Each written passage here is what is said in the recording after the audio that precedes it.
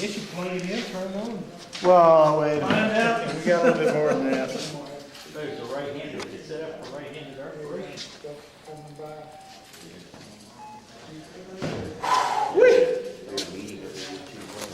Call Pat. John Henry.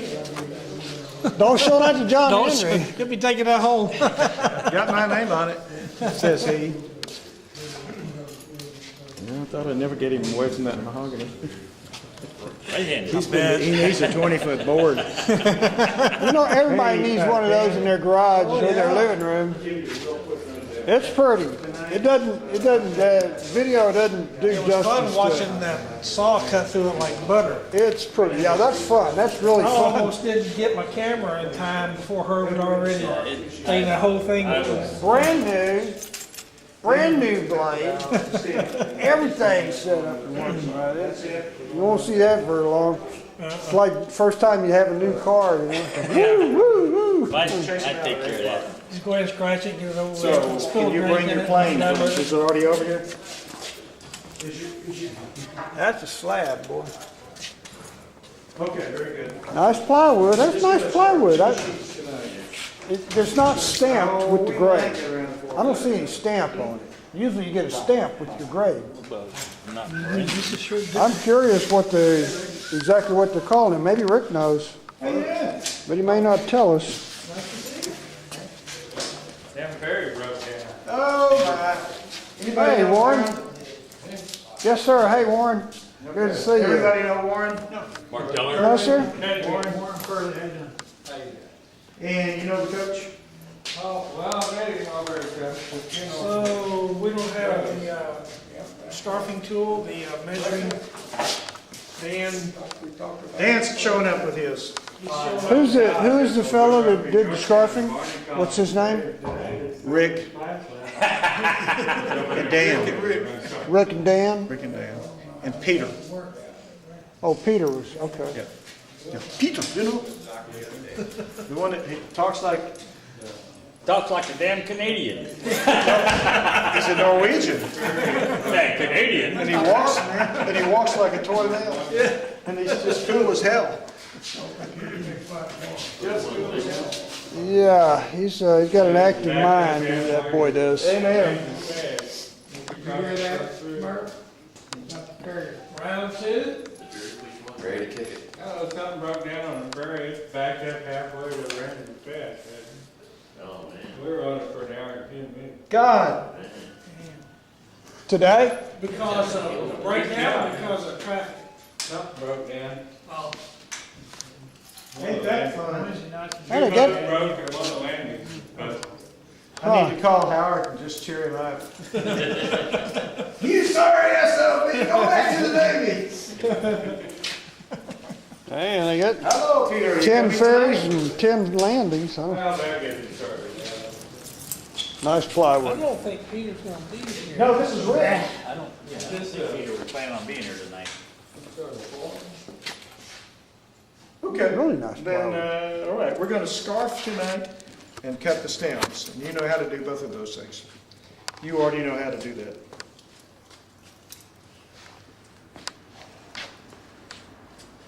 Yeah. Okay.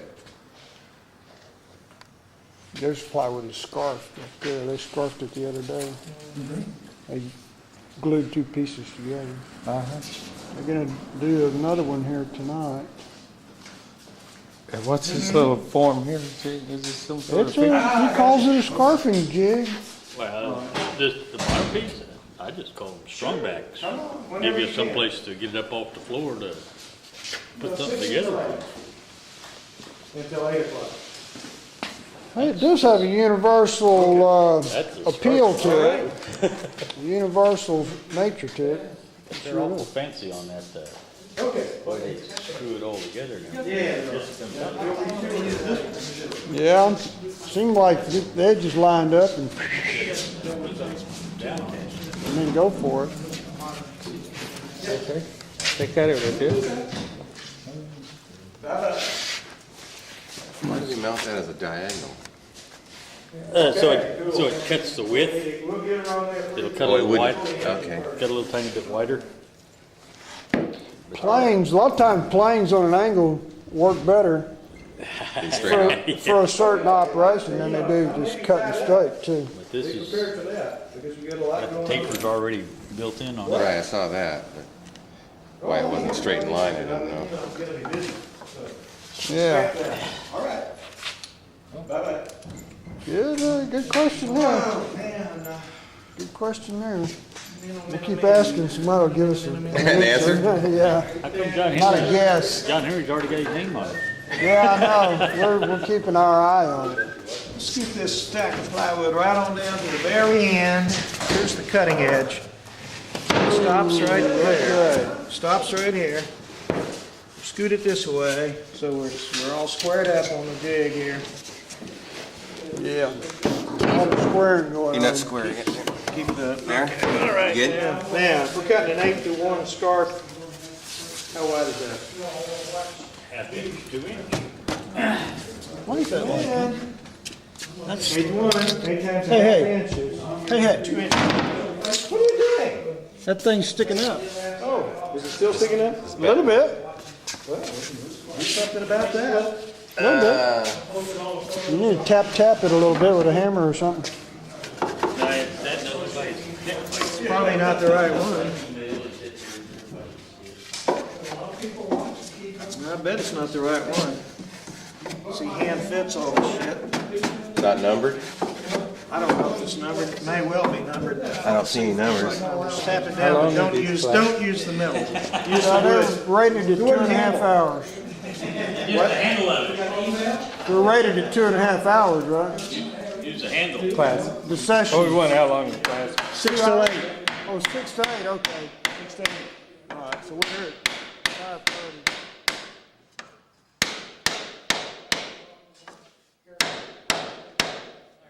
That's there yet. I bet it's Little not more? supposed to be tight like that. Still proud? It'll be okay. It's bottom. Knock it that way. This particular case. Not very far. Center. Okay. scoot it up. That's the wrong board. It is. Because his boards are all cut. Over there. All right, that limits the cut right there. That's the edge of the wood. Okay, we'll tap that in that way. Let's do something tap, just a little bit of tap each time. Okay, tap back this way, that's too far. Come back this way. All right, hold it. Getting there. We're not there yet. We need to tap forward. We need to tap forward a little bit in the very middle. Okay, hold it. You're getting real close. Yeah, a little bit more. That end needs to come in. Whoa. It's kind of like those guys at the ferry, you know. Everybody's definition. Uh-oh. Moved out more. We're back. We need another adjustment. We need to pull it this way. I like About a that. 16th of an inch. Back. This way. There. Whoa. Hold That's it. it. Pretty close, ain't it? We got a little bubble right here. I don't know if I think it's in the board. I do too. Yeah. Belly? Yeah, a little bit. Little crown right here. It is. The board is crowned a little bit. It's built, yeah, it's crowned just a little bit. Sure is. Yep, it is. Now, and we displaced the top and back 2 inches. That looks like a lot more. But 4 inches? yeah, 2 inches. 8-to-1. No, I'm sorry, 4 inches. Yeah. And that's it. Yeah. So we got a crooked board, Rick. Oh, do we? No, most mill edges are crooked. Well, I don't know if it's the plywood or the board. I think it's the board. Is it? Okay. Well, that means that he's probably cut something off of the board.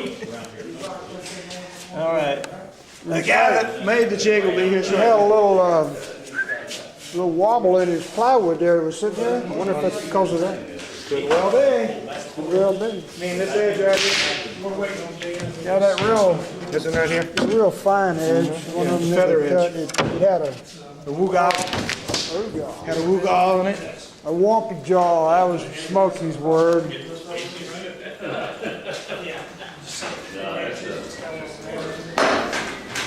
Scrape the gouge and the plywood.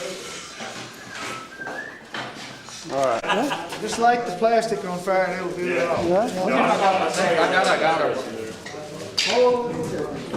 Okay. We just encountered our first major screw up here. Can't get the nails out. That's the problem, we didn't screw it. The unscrew up. Nobody, we're still looking for vice grips, huh? I may have one of them.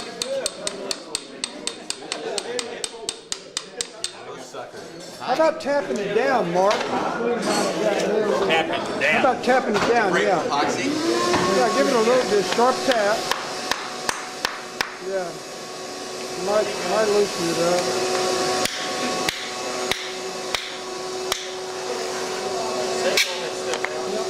It work?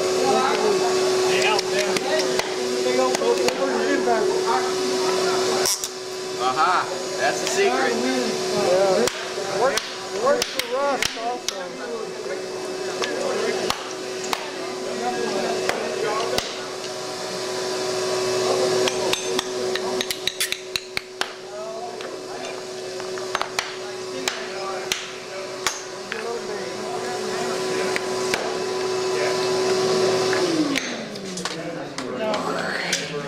There's noise. Get that, Barney? All vacuums are noisy, man. I don't know why. They are.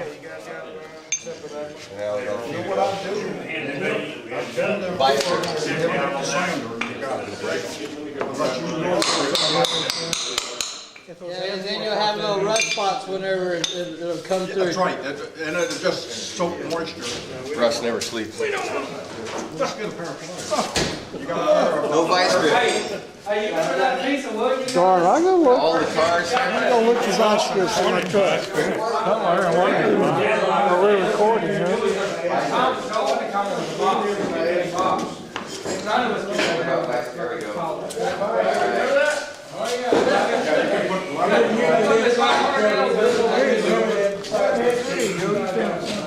There we go. You did, nobody else. Never did get one. I got it closed. It's all the way. Let me see what these do. Put it on them. Got any vice grips? No. Small. No. There you go. That's nice. I'm gonna put a. Took my board. Where is it? Did it? I like the wire cutters, because they There you go. Oh, yeah. then you can roll it, you don't even need anything. Roll it out. There you go. This is gonna be the best picture of all. There you go. Well, what did you do with your old? That's You read my mind. Read my mind. You certainly may try whatever you wish. Right here. You got it. Right here. You wanna try it? Sure. If you cut it off, then you gotta help me. Yeah, I know. Don't put the whammy Just a on little me. bit of pressure. Don't put the whammy on me. Yeah, you know, you're not, that's not your wife, or girlfriend, whatever. There you go. I feel it. God damn. Look at you. Lucy. We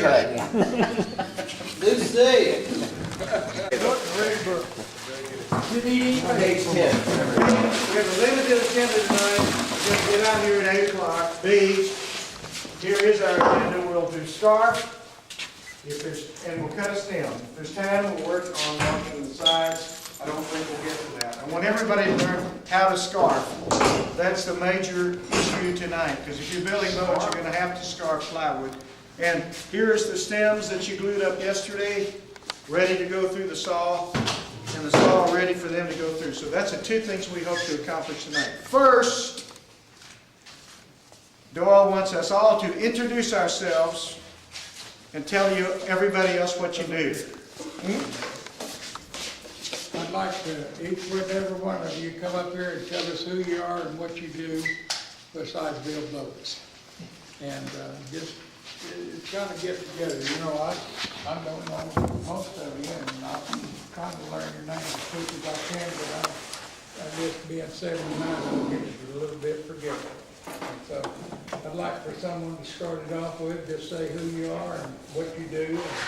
And another thing, where you live, if it's Fort Rapids or maybe Rapids Place or something like that, you know, I've had people that even come to Corpus sometime when I was working, and when I had a school shop, and just to come see what we were doing. Yes, sir.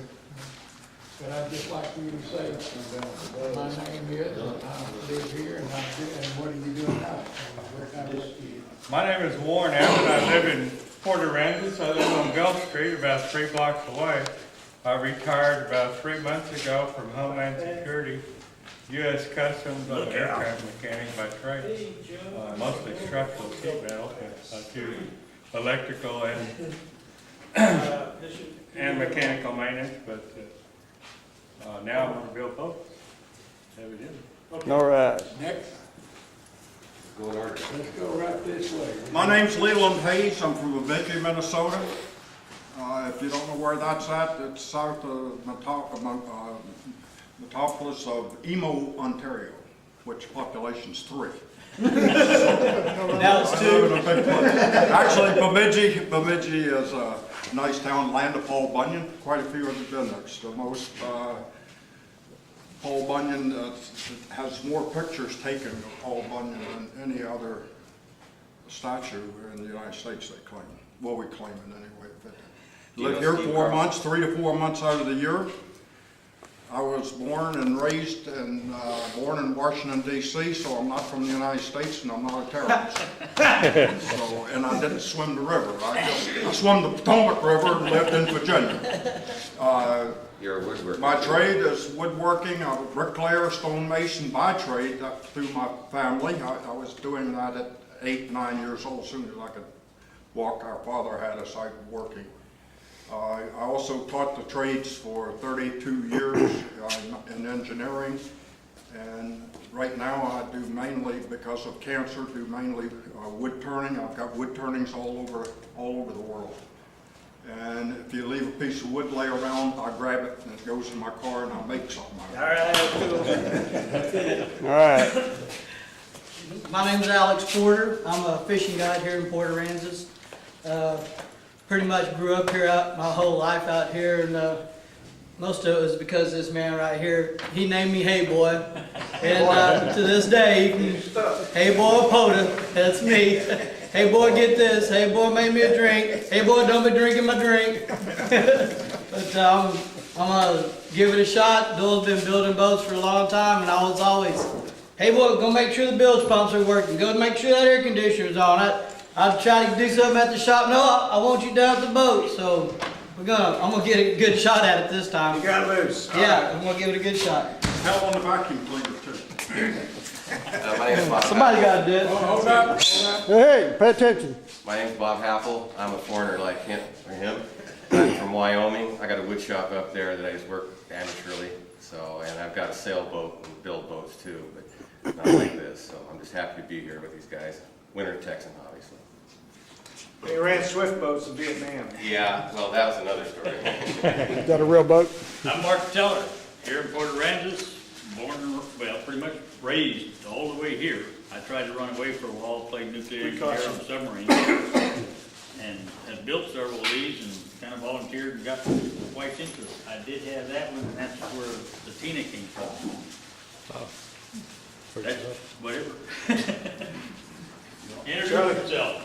Oh, is that the game? All right. Yeah. You're up. Okay. Charlie Fisher, I live here in Port Aransas, and I had one of Bubba's skiffs up until about 3 years ago that I completely restored and kind of turned it into a Florida-style skiff with a tunnel and deck tower and whatever, and sold it. And had seller's regrets since then, so the way to get back into this is learn how to build my own boat. So that's why I'm here, and I've known this guy since we used to sit on the back porch of Woody's and drink beer. So I'm looking forward to this. Nothing new there. Yeah. I'm Ken Curley. Motorcycle. Ken Curley.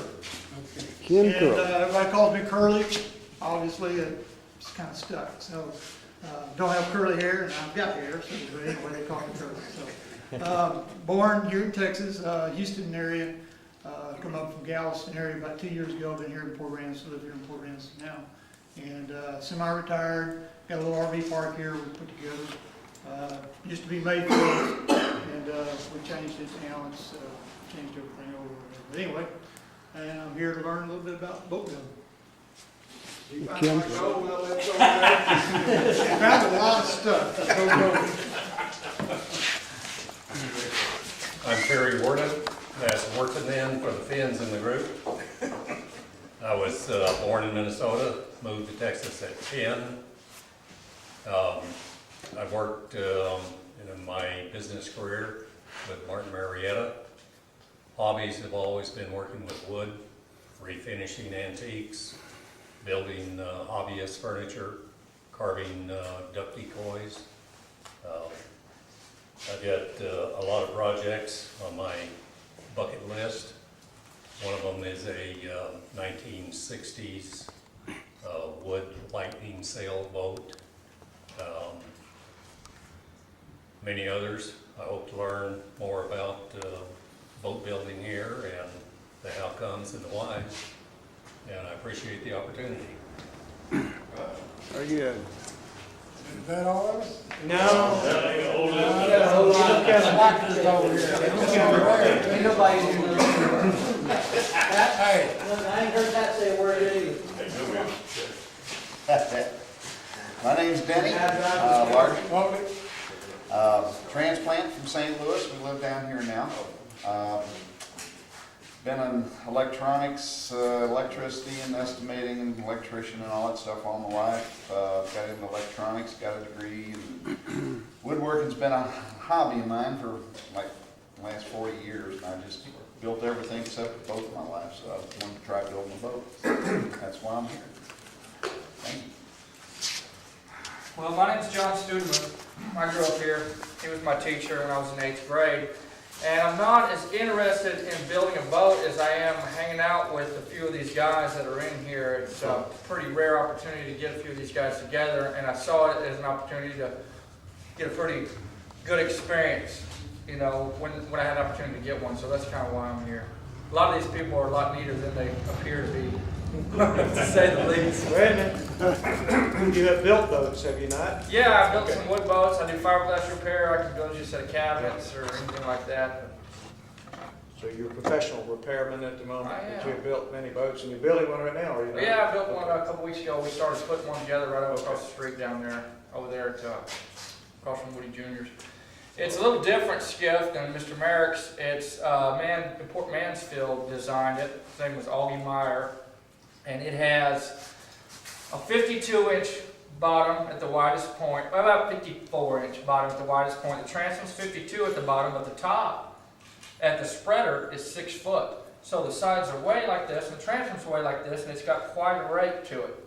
Gives it a little bit different appearance, and they do it down there in Port Mansfield because it's a commercial fishing boat, and the man that designed it had a fleet of them down there, and all the truck liners and stuff use them. Well, he cut this boat out that we're building about a year before he died of cancer. So it's his last boat, and it was sitting in my cousin's loft, I guess you would say, and a friend of mine saw it the other day and asked about it, and my cousin said, get that piece of shit out of here.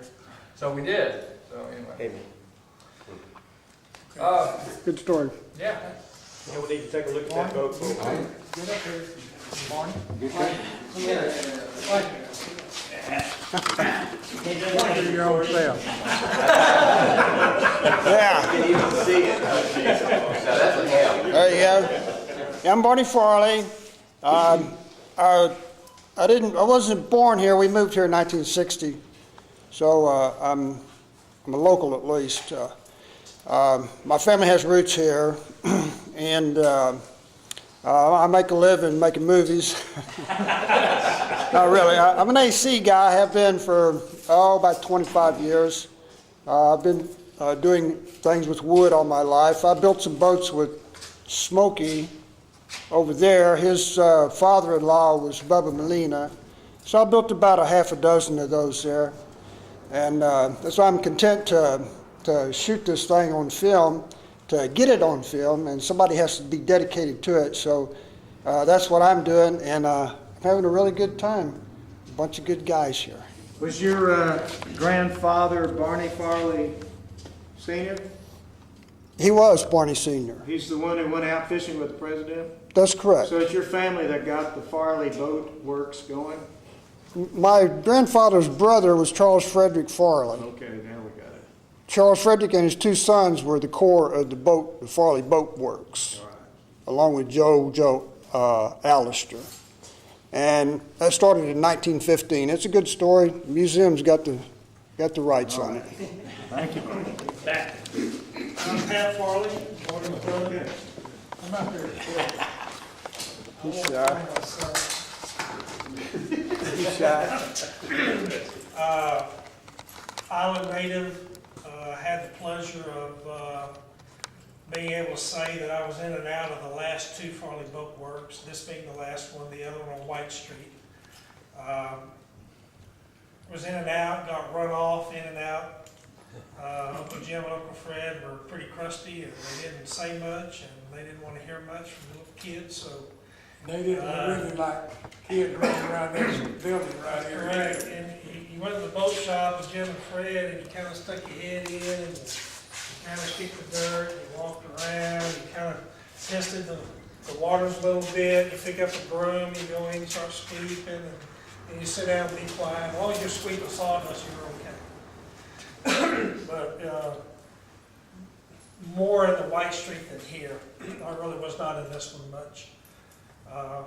This one closed, I think, in 74, 75. But anyway, I've got a little jewelry store up there by the donut shop right now. And, There. Jewelry shop? got a little stirring jewelry store by the donut shop, and wanted to be a part of this. My dad and I built a few of these 30, 40 years ago for some people in Corpus, and I'm very excited to be a part of this again. I'm going to, like Barney, I'm going to video most of this, and then on the next one we'll jump in and get a little more hands-on, but we're trying to document this for the museum, and this is a big deal for a lot of us, and so we're going to get it on photos and film both.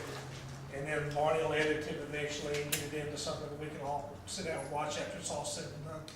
You was a student of mine also when I taught school here. That's right. Doyle taught a lot of people. Well, stand up over there. You come over here and tell us something. We got one more first. Dan, come on. Yeah. Come on. Yeah, I'm Dan Petor. I grew up in Houston, moved down here about 8 years ago with my wife. Built a house over on 12th Street. And have always loved to sail and have always loved to work with wood. Learned some stuff from my dad growing up. So kind of put the two together and have built sailboats primarily. This is the first skiff I'll be involved in, and also been helping Rick out here get this thing up and going. That's my jig there that I keep watching. Because somebody's going to saw through it. But that's how it goes. It's who, not it's who's going to saw. Yeah, exactly. But I've built some stuff for the museum and some furniture. I built the bell platform for the museum over there, the other museum. And very curious to see how these things go together. We'll try to do it. Yeah. Glad to hear. This is Will. Let me introduce Will. Will lives up at George West at my house. He helped me build a house with some other people, Johnny Martin Matthews. But anyway, it's a two-story house. It has 2 bedrooms upstairs. One side of the stairwell is Will's, the other side of the stairwell is mine. And he's been a real help to me. And I've got to tell you this, and Will is the first one, he can't really do hard labor. And Will, he'll be the first one to tell you, he smoked himself almost to death. And Will, go ahead, tell him a little bit where you were born and all that stuff, and who your daddy was, and what your daddy did on this island. We came from Aransas Pass, and what brought us over here, Dad was a painter, and he was painting the tarpon end. And so he was working quite a bit over here while he was painting and tarping in. Everybody else wanted him to start doing this, so we moved into a house just below the little chapel up there on the hill. And we came here in '56. I reckon I'm still here, but I don't have too much, but I'm still here. Still got the post office box. And I used to go visit with Fred and Jim up there at their boat shop on White Street. And I can't remember exactly which one it was, but one of them had some birds that they kept pinned up in the back, and the sparrows was always back there eating up their food. So me, I was a BB gun shooter, so I shot all the sparrows all the time. That was my job for them. They wouldn't let me fool around in the shop, but they wanted me to shoot the sparrows. And but Dad, he's always had a shrimp boat ever since we've been over here. We've had 3 or 4 different bait stands, and he went to work for the gas company, so he put in just about all the gas lines through this place and most of the meters and everything. And he was, unfortunately, he had a boating accident and passed away on a boating accident while he was out shrimping. And so there's where he went. So he's been out there for a while. And How many boats have you built, Will? me? Yeah, or been participated in? Well, I've participated in probably 20 or 30 of the boats that Doyle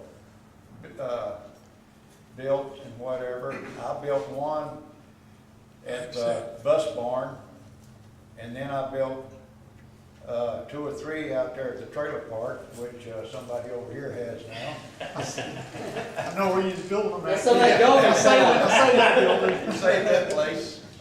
And the last one I built was a little runabout that was only had 1-foot sides that I cut out of, and sort of sat on it like a scooter.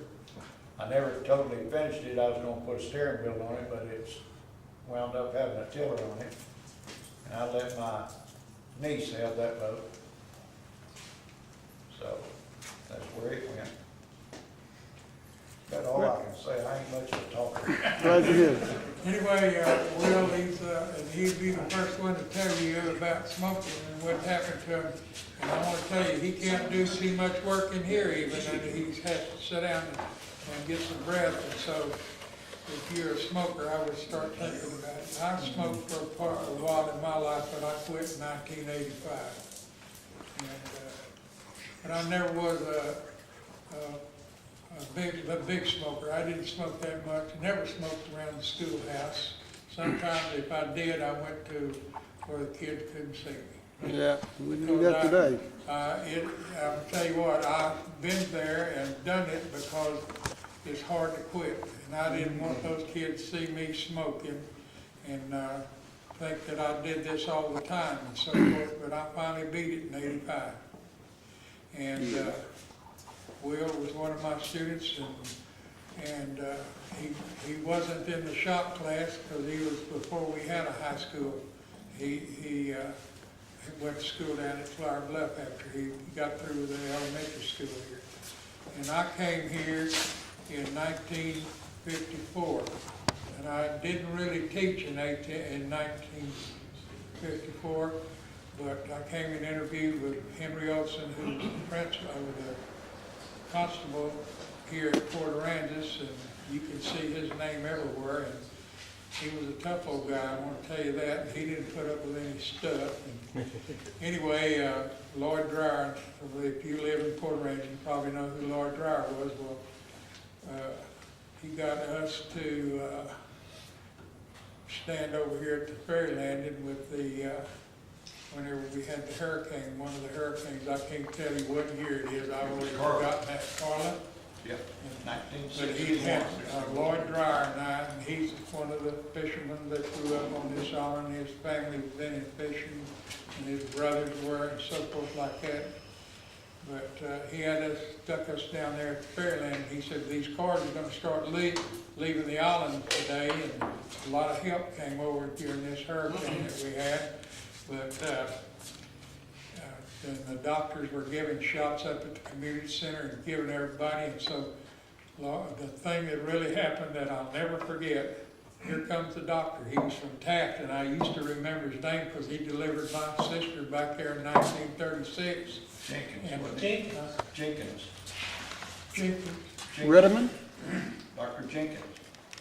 That's, well, I knew Dr. Jenkins, but anyway, Lloyd Dryer and I turned him back and made him go back to the community center and get a shot himself. He didn't have one. He would all of them, give it to all the people on the island. He didn't have a shot himself. And like I said, I came over here because the teacher placement man and professor in Kingsville at A&I College didn't have any more teachers to send out. Teachers were a shortage then. I wasn't going to be a teacher, a regular teacher. I had primed to be an agriculture teacher, an ag teacher, and I loved agriculture and so forth like that. But he said, I don't care what you want to do. He said, you need to do me a favor too. He said, you check out a college vehicle, and I want you to go over there and interview with them whether you want that job or not. And he said, I know you probably won't take it. But I came over here, and I never forgot what Dr. Rhodes had told me at Kingsville. I came over here and met only one person, Henry Olson. We didn't meet him at the school. I didn't meet him at the school. I met him at a restaurant. We had lunch, and he said, now we're going to go up to school, and we're going to walk through the school. We went up there, and there was nothing but the elementary school sitting there. There was no gym, and no teacherages, nothing else but this one building out here, and on the other end of it was a little lunchroom. I guarantee you that lunchroom was about 1/6 of what this is right here. This area here was a lunchroom. I mean, there wasn't that many kids that most of them would go home for lunch or something. But anyway, I finished the turnout like I came out. I actually came in 55 after the semester was over at Kingsville. And whenever May came, I wasn't going to teach anymore. I had said that in my mind. That was it. I wanted to be an ag teacher. And I was hired. You might say I was hired to be an ag teacher up at Yorktown. And when I sent my credentials in, they found out that I wasn't but 20 years old. So you have to be an adult to teach agriculture because it's a federal kind of deal. And so I didn't get that job. I had to call them up and tell them I couldn't take the job, and I appreciated it. And I had about 3 other different schools to go to be interviewed to be the ag teacher, but I just called them up, told them that I couldn't make it, and that forget about me for a while. It was 54? And my birthday was on Christmas Day, so it was at the end of the year.